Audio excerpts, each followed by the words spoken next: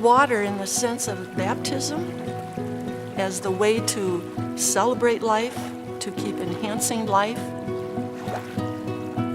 Water is one of the most critical elements on earth. Life cannot be sustained without water.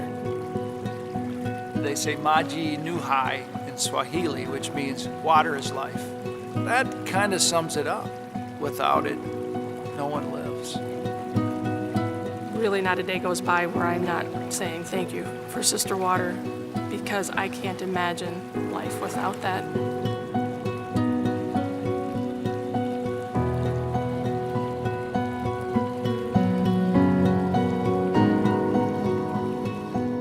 Our community began as a very poor community in Germany and was poor in this country in so many ways and served the people who are poor. It's part of our mission, really. We came together that fall of 2004 and said, what are the issues that we really want to concentrate on? Because there are so many issues that affect creation. And when it came down to it, it seemed like the issue of water was such a critical one around the world, and it's an issue that tied the human family together. Because it's so integral to life, it was one thing we wanted to focus our effort on, and so the whole community really made that decision. And finally, one of our sisters stood up at one of our meetings and said, let's do something as a community that's bigger than any of us can do individually. And out of that grew the Sister Water Project. If what we're going to work with is bringing safe water to people that do not have it, we need a game plan. We said it needs to be mission-oriented. It needs to involve our sisters and associates as well as the congregation as a whole. We wanted to work in countries where our sisters had a presence, and so that would have been Honduras and Tanzania. The original goal was to raise $42,000. That was sort of given to the congregation and the associates. I believe it was in the fall of 2006. It was a lot of money for us to raise. I was impressed by our own sisters and associates by how they took our call to go out, and they did it immediately, and it was effective because from September to about April, we had collected $100,000. We were amazed. There was great excitement that we were able to begin to make a difference, a great energy around it all. By that next spring, we were able to really do some concrete things. We did what we had set out to do, the 2 sim tanks in Tanzania, and then a group of volunteers were sent to Honduras to work on that well project. I think the send-offs before sending a team out trains the team to realize that they are representing many behind the scenes. They are representing the congregation and all of those who've ever given, where they are going off into those countries and actually doing some work. The systems in Tanzania are shallow wells. Everyone will come and throw a bucket with a rope on it or a bucket at the end of a stick down into this hole and scoop out water and use that for bathing, cleaning, drinking, and cooking. They're a natural spot for things to collect in that you don't want in your water source. There's dirt, there's feces, there's all kinds of contaminations in these water holes. We saw the wide open pit that was full of filthy water. We could see some of the impurities in it, but there were a lot that you couldn't see that we knew had caused death, especially in children and newborns. Most of the population has some form of cholera or dysentery, and all those problems go away within 6 months after a Sister Water well is put in a village. In northern Tanzania, we made contact with the Holy Spirit sisters there. The Salvatorian priests and brothers out of Milwaukee were critical, and they connected us to the African men who had formed the organization Safe Water for Life and Dignity. That group of African men had knowledge of the water needs in their area, but had no funding. We're employing local folks. All the products are made in Tanzania, putting in ring wells. This 1 meter by 1 meter concrete ring, they drop it into a hole, and as the ring sinks, they'll roll another ring on top and drop that down into the hole. Eventually, you'll have this casing, if you will. So now you've got a protected water source. So now when the villagers come, instead of scooping the water out of a hole that is dirty and unclean, they're pumping it into their buckets and taking home fresh water. I mean, it's the women and girls who have to carry water, and they walk up to 2 miles one way and then 2 miles back after they carry water. Imagine how different their lives are because they don't have to spend hours carrying water. On my first trip to Africa, I took a video of a little girl in a green dress. And she took a 5-gallon bucket and scooped it out of the traditional well. 2 years later, I was at the same village after we had put a well in. And my wife was with me, and we saw this little girl. It was a much different picture. She was dressed in school clothes, and she was going to school. Makes you feel great. It makes you feel what you're doing is helpful, that people are improving their lives. It is priceless.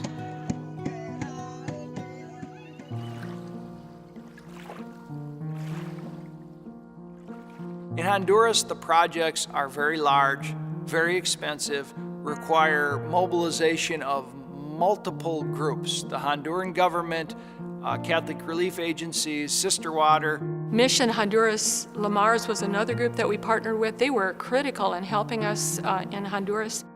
These people had never had water to their village before. They would load barrels onto a truck and drive about 30 kilometers cross country to a city where they could fill the barrels and drive back. The service teams work alongside the Hondurans. Dug ditches, we dug trenches, approximately 25 kilometers of piping from a high mountain spring that was going to come down to 3 different villages. The fact that we were working side by side with them helped cement that relationship, build camaraderie, and show them beyond us just sending a check that, hey, we're here for you, we're on your side, and we want to help. They are so beautiful. You know, they may be poor in many ways, but they're rich in so many ways. And I think we tasted of their richness as persons. 4 Americans were probably worth about 1 Honduran. I'm no slouch with a pickaxe, but Miguel was an 82-year-old man that he and I were sharing a pickaxe in a trench one afternoon. And after about 30 minutes, I had to say, Uncle. I couldn't keep up with an 82-year-old Honduran man. On that final day, because once again, there was a ritual of prayer and celebration and thanksgiving. When the signal was given, they started the water. Pretty soon the water was squirting through the air, and they squirted it over all the people on purpose, so we would all feel the water. It was just spontaneous. There was a shouting and applause and laughter, and then we broke out in song. I think one of the songs was Alabare, which is, I will praise the Lord. The thing that we know about Francis was he was so joyful. Francis would say, Pace e bene, peace and good.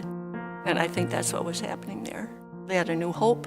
They had a new way to live their life and have a different quality of living. There were so many tears that day from men and women, from the team that was down there and from the local village to honor and celebrate what had just happened. All those encounters, they were holy encounters because we were encountering each other as the divine within each other. When we get to the life with God hereafter, I want to see those faces again.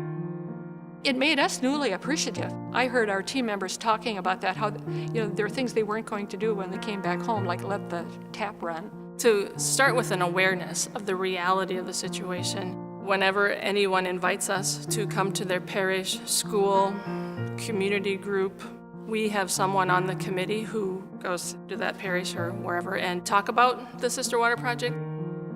When I gave a talk to elementary students in a rural town in Iowa a year ago, we showed the video where they, instead of having a front loader that could lift up this huge cement round ring that weighs about 1,700 pounds, 4 or 5 men in bare feet were rolling this up a plank onto a truck. And at that time, a 4th grader is looking at this and says, community. They're being community. So I think seeing those kinds of things that you make a difference in what was happening in that community, people working together to make something happen that would affect their whole life. Roughly between Tanzania and in Honduras, it's roughly 225,000 people who have benefited from Sister Water Project. The crisis of water has not gone away. To spread the word, to continue to invite people so that the well doesn't run dry.